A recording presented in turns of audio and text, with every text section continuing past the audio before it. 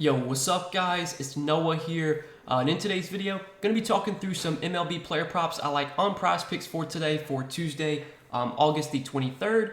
We do have a big Tuesday slate. I think we have 16 games today. We have one early game, which is part of a doubleheader, but then we have like a full 15-game night slate. So a lot of games, a lot of props to choose from today. The picture board on Prizepicks, it's been up for like an hour or so, and I did find 3 props I like, taking a first look at this slate on Monday night. So we'll talk through the 3 plays that I like for today, guys. Got two pitcher props, and then I have one hitter prop that I'm liking. But before we get started talking through our plays for today, we can recap the plays that we gave out on Monday. And Monday was a good day. We cashed both of our 2 plays on Monday, over on Jeffrey Springs fantasy score and over on Julio Urias fantasy score. Both those props hit. I know both of them also, they both got bumped up, but they still hit even after they got bumped up. I think Urias went up to, his prop got bumped up like 1 or 2 points, and so did Springs, but they still went over their bumped up projections. Urias pitched a good game, 6 innings. I think he had 6 or 7 Ks, only gave up 1 run. And then Springs, I think he went 5 2/3 innings. He couldn't get through 6 innings, but he had like 7 strikeouts, gave up just 1 run. So we cashed our 2 pick on Monday. I didn't really like Monday's slate that much, so I only gave out 2 picks, but luckily we hit both of them. Liking this slate though, definitely a lot more props that stood out. So we'll talk through our 3 plays for today, guys. Just real quickly, hit that like button if you guys do enjoy these videos, if they help you out a lot, if you've been making some money tailing these picks. Hit that like button, hit that subscribe button as well. And also, if you are new to Prizepicks, check out Prizepicks. Make sure that when you sign up over there, you use promo code NOAH. When you do sign up with my promo code, Prizepicks will match your first deposit up to $100 when you do sign up with my promo code. And also, if you enjoy these YouTube videos, if these YouTube videos help you out, if you tail these picks and you've been making some money and you want to get more Prizepicks plays from me, I do provide those over on Patreon. You can check out the Patreon link down below in the description. I give a full write-up of plays, usually anywhere from like 3 to 5 plays, depending on how much there is. I like each day. I give a full write-up for each play that I'm on, and then I also give my 2 favorite plays of the day that you can run a 2-pick power entry with. Our top 2 plays have hit 6 days in a row now on Patreon. We hit our top 2 plays once again on Monday night. It was definitely a sweat, but we hit it with we took Springs over fantasy score and Edward Cabrera over strikeouts as our top 2 plays on Patreon. Cash that 2-pick power entry as well. So if you're interested in the Patreon, check it out. Link down below in the description. But let's talk through Tuesday slate and talk through the props I like for today. So we'll start off in the strikeout props category. Got 2 strikeout props I like, and then we'll talk about a hitter prop that I'm liking for today. So first off, for strikeouts, going to be going to a guy that has shown a lot of strikeout upside this year, as one of the higher K rates on the in the league, and that is going to be Dylan Cease. And we're going to be taking Dylan Cease's over 6.5 strikeouts going up against the Orioles. Now, when you think of this matchup on paper, like, you would think it's a really good one for strikeouts, just because the Orioles, they're not known to be like that good of a team. But the Orioles have actually been hitting the ball pretty well this year. They've been a much better offense than they have in previous seasons. Their strikeout rate against right-handed pitching is about league average. And so if you look at their numbers on the season, they have a 22.3% K rate, which is basically dead even, right in the middle with Kansas City and with the Yankees. So Baltimore has been about a league average team in terms of strikeout rate against righties. But when you look at their lineup up and down, like, there's definitely some low K guys in here, like Cedric Mullins, Adley Rutschman, Santander. Those guys don't really strike out much, just a 16% K rate for Santander, 15 for Rutschman, 14 for Mullins. But then you got guys like Mountcastle, 25% K rate, Urias 21, Odor 23, Mateo 27, Hayes 19%. His K rate's about average. And then they have this Stowers guy. I'm guessing he's like a call up or something. He's made 18 plate appearances against righties. He's been striking out at a high clip, 50% K rate. But what really makes me like this prop is, for one, the line is set at 6.5, which I think is just too low for the talent of a guy like Dylan Cease. Dylan Cease has one of the highest K rates in the league. He's got a 32.3% strikeout rate this season, which is in the top 7% of the league. Has one of the highest chase rates in the week, or chase rates and whip percentage, so he gets a lot of swings and misses. He's able to generate a lot of swings and misses on pitches outside the strike zone. He can get guys to chase. He has good stuff, has good strikeout stuff. Again, the Orioles, they're not a team that strikes out a ton, but I think when you're looking at the talent of Dylan Cease here, when you're looking at the strikeout stuff that he has, this line at 6.5 just feels too low for him. I know the matchup could be better, but I think at 6.5, we can definitely get Cease to go over this line to finish with 7 strikeouts. Cease has made 24 starts this year. He's gotten at least 7 strikeouts in 16 out of his 24 starts. So a good amount of his starts this year. Over half of his starts, he's gotten at least 7 Ks.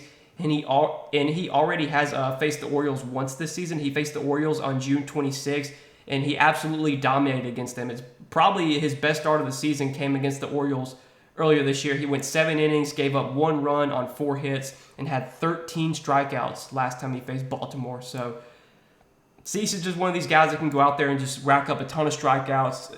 Even though Baltimore hasn't been striking out a ton this season, I think the talent of Dylan Cease is what I'm really backing here, and this 6.5K line does feel a little bit too low for me, at least in my opinion. I wouldn't be surprised if you see this line get bumped up to 7. Right now, the books, they have his K prop at 6.5, but there's minus 125 coming in on the over, so you're getting slight juice on the over there. Again, we could maybe see more money start to come in on this over. I wouldn't be surprised if that happens.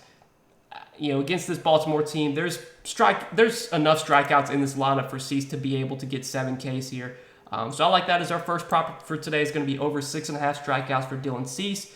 And then the next prop we're taking, another guy, it's in a really good matchup for strikeouts, is going to be Corey Kluber, and we're taking Corey Kluber's over 5.5 strikeouts going up against the Angels. So the Angels so far this year, I've been saying it, quite often, they're pretty much the highest strikeout team in the league. So far this season against right-handed pitching, they lead the league with a 26.9% K rate, and there are just strikeouts available up and down this Angels lineup. Mike Trout is back in the lineup for the Angels, which I guess is a slight downgrade, but one thing to note is that Mike Trout actually has been striking out a lot this year. He has a 31.6% K rate against right-handed pitching, so honestly, it might not be a bad thing that Trout's in the lineup just with how much he's been striking out. But you got guys like, Walsh with a 30% K rate, Joe Adele, 43% K rate, Rojas, 28%, Suzuki, over 20%, Ward, over 20%. Really, the only guys that don't strike out much are Renifo. He just has a 17% K rate. David Fletcher, he's a really tough guy to strike out. He only has a 7% strikeout rate. But the rest of this lineup, there's plenty of strikeouts available. Corey Kluber, he's just got kind of like his strikeout stuff is kind of average. I mean, he has a 21.6% K rate this year, which is about league average, slightly below league average. But he has flashed some strikeout upside this season. I know Kluber has had some big starts, like he's had some strikeout starts or starts where he's gotten a lot of strikeouts. His most recent start against the Yankees, he racked up 8 Ks. He faced the Guardians pretty recently, which is kind of crazy. He racked up 10 strikeouts against the Guardians, a team that doesn't strike out much. There have been some starts, like he only got 5 Ks through 6 innings against Detroit, a good strikeout matchup. But he had 7 Ks against Boston, 6 against Pittsburgh, 6 against Baltimore. When he gets a good matchup against a team that will chase and a team that's not patient like the Angels, those are the type of matchups that Kluber can take advantage of. Kluber, his pitches, like he gets a ton of movement. He has a ton of movement on his pitches. I know his curveball or I think it's his slider, one of the two. It literally looks like if you're a right-handed hitter, the ball literally looks like it's about to hit you, and it just winds up like right down the middle. He gets great spin on all of his pitches. He's able to generate a lot of swings and misses. Obviously, you look at his chase rate. He has a really, really high chase rate in the top 5% in the league in chase rate. So he's able to generate a lot of swings and misses, able to get guys to chase on pitches outside the zone. This Angels team, they're not very patient. There's a lot of guys in this Angels lineup that will chase pitches, that will swing and miss. So I think it sets up as a really good spot for Kluber. I think he can get us 6 strikeouts here. I've been targeting this Angels matchup pretty much all season. I know this line at 5.5 might feel a little bit high for a guy like Kluber, but right now, looking at DraftKings Sportsbook, right now there's actually some juice coming in late over here. His over 5.5 Ks is set at minus 135. Honestly, wouldn't be surprised if you see more money start to come in on that over, just because a lot of people like to target this matchup. It's one that I've targeted all season, so that's going to be our second play for today, is over 5.5 strikeouts for Corey Kluber. And then third and final play is actually going to be a hitter prop. I don't give hitter props too often, but when I do give out a hitter prop, it's usually a spot that I like, that I feel really good about. And this is one that I like quite a bit. We're going to actually be going to the Diamondbacks. And the Diamondbacks, they're not a team you would think to take hitter props from just because they're not the best team in general. But they get a really good matchup here going up against Jonathan Heasley, or Helsley, however you say his name. He's just not been that good this year. I think he actually got sent down to the minors pretty recently. I thought I remember seeing that. But it looks like he's going to be pitching for KC today. And looking at his numbers, he has really, really struggled against lefties this year. He's given up a 400 WOBA and 304 ISO to left-handed hitters. He has a really low strikeout rate, just a 16% K rate, has a 41% fly ball rate, 45% hard hit rate. So he's given up a lot of hard contact, given up a lot of fly balls, and he's been getting hit hard by lefties. You look at this Diamondbacks lineup, they don't have a ton of lefties that have a ton of power. Guys like Josh Rojas, Ketel Marte, those are the guys you're going to be looking to. And I like this line a lot for Josh Rojas. I like his over 7 fantasy score as our third and final play for today. Rojas, he's actually been hitting the ball pretty well this season, and he's hitting the ball really well as of late. I want to say that he's got like over his last 4 games. So Rojas has 7 hits over his last 4 games. He had a 2-hit game against St. Louis recently. He had a 2-hit game against St. Louis in game 1 of that series. Had 3 hits against the Giants. He's got 7 hits over his last 8 games. On the season, Josh Rojas, another thing that I like is that he has 17 stolen bases. So Josh Rojas is one of these guys that if he gets on base, he's always a threat to steal bases. And with his fantasy score line being set at 7, very likely that if he gets on base and steals a base, he's going to go over his fantasy score, because if he gets a single and steals a base, that's 8 fantasy points total, combined.